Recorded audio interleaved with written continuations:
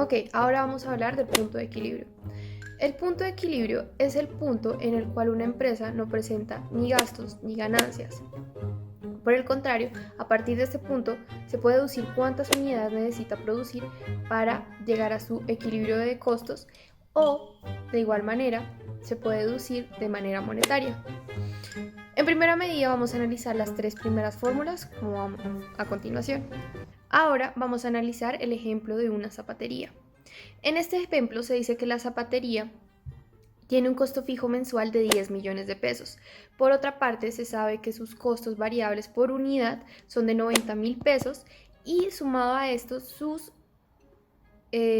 ingresos por venta son de 90,000 pesos. Finalmente, vamos a hallar por cada método el punto de equilibrio. En la primera parte, en el punto de equilibrio por unidad, se sabe que es su costo fijo dividido en su ingreso unitario y su costo variable, lo que en esta división nos da 143 unidades para la zapatería. Por otra parte, en el punto de equilibrio monetario se sabe que es costo fijo sumado al costo variable por las unidades del punto de equilibrio. En este caso, el resultado, como se puede observar, es de 12,860,000 pesos. Finalmente, se tiene que el punto de equilibrio monetario a partir del último método es igual al costo fijo dividido en 1 menos costo variable sobre cifra de ventas totales. En este caso es igual a 12,860,000 pesos, lo que nos indica que los dos métodos tienen una equivalencia. Gracias.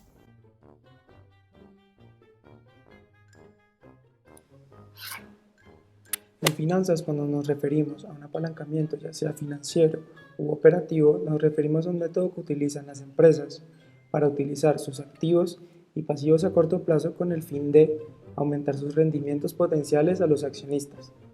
Esto no es algo positivo ni negativo. Sin embargo, es un arma de doble filo, ya que aumenta el riesgo de la empresa, pero también su posibilidad de ganar muchos más activos y generar muchas más utilidades a mediano o largo plazo. En el caso del apalancamiento operativo, podría poner un ejemplo. Si yo tengo una compañía que produce morrales maletines y tengo 10 trabajadores a mi cargo, representarían para mí un gasto variable. A medida que yo produzca más morrales, tengo que pagarle más dinero a mis trabajadores. Sin embargo, si yo invierto en maquinaria que haga el trabajo de esos 10 trabajadores, cambiaría mis gastos variables por un gasto fijo.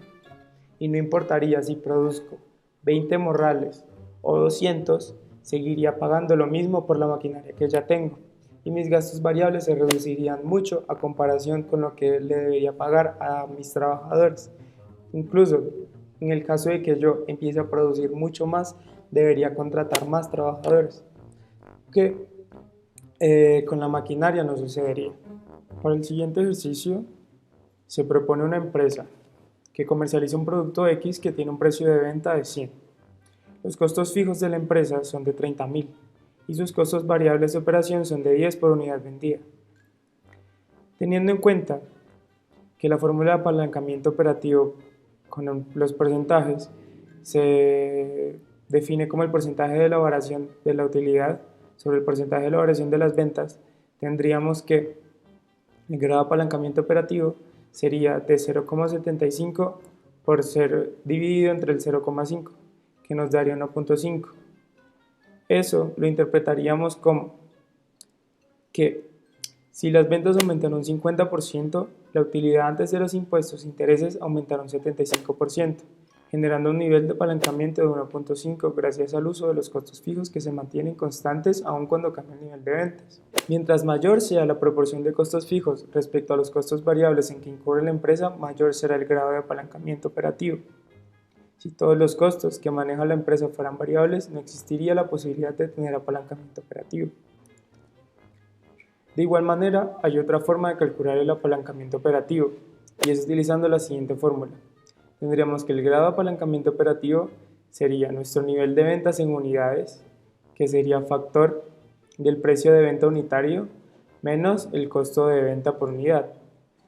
Todo eso lo dividiríamos por esto mismo, que sería el nivel de ventas que sería factor del precio de ventas menos el costo de ventas, y a esto le restaríamos los costos fijos de operación, que en este caso tienen un valor de 30.000.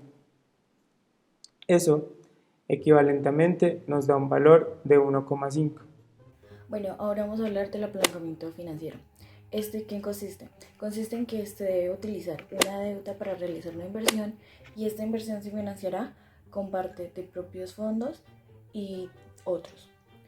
La intención de esto es aumentar la rentabilidad del capital propio mediante el aumento del importe total invertido y esto se conseguirá gracias al dinero recibido por el préstamo. Ahora veremos un ejemplo. Como se puede ver, una empresa tiene el siguiente estado de resultados. Con una deuda de 6 millones y un interés anual del 24%. Los intereses se estiman con un 30% y la empresa, el patrimonio está dividido en 1000 acciones. Por lo tanto, vamos a proceder con la primera fórmula, que es la de utilidad antes de impuestos e intereses y sobre utilidad antes de impuestos. Lo cual, como podíamos ver anteriormente, era 1.950.000 sobre 510.000 pesos, lo cual nos da un GAF de 3,8235. Listo. Ahora, las fórmulas para poder hallar el grado de apalancamiento financiero es, una de ellas puede ser mediante la relación que hay entre la utilidad antes de impuestos e intereses sobre la utilidad antes de impuestos. Otra de estas es el cambio porcentual en las utilidades por acciones sobre el cambio porcentual entre la utilidad antes de impuestos e intereses. Listo. Ahora, como podemos ver en la imagen, hicimos como un cambio, un incremento del 76,92% en la utilidad operacional, o sea, la utilidad antes de impuestos e intereses. Así que eso nos cambió como toda la estructura. Entonces, utilizando el cambio porcentual en la utilidad por acciones y la utilidad antes de impuestos, vamos a calcular el GAF, lo cual sería, para cambiar cambio porcentual, es el nuevo valor de las utilidades por acciones sobre el antiguo valor menos 1, todo esto sobre el nuevo valor de la utilidad antes de impuestos e intereses sobre el antiguo valor de la utilidad antes de impuestos e intereses menos 1, lo cual podemos observar que nos dio el mismo valor que con la anterior fórmula, que es de 3,8235. ¿Esto qué quiere decir? Que por cada cambio porcentual en las utilidades por acciones tendremos un cambio en las utilidades antes de impuestos e intereses de 3,8235. Bueno, ahora vamos a hablar del apalancamiento total. El apalancamiento total hace referencia a la combinación entre el apalancamiento financiero y el apalancamiento operativo ya anteriormente mencionados, en donde el grado de apalancamiento total en sí es el cambio porcentual de la utilidad por acción derivado del cambio del 1% de las ventas o de la producción total de la empresa. Esto se ve reflejado entre la división entre estos dos cambios, es decir, que el grado de apalancamiento total es igual al cambio porcentual en la utilidad por acción dividido el cambio porcentual en las ventas.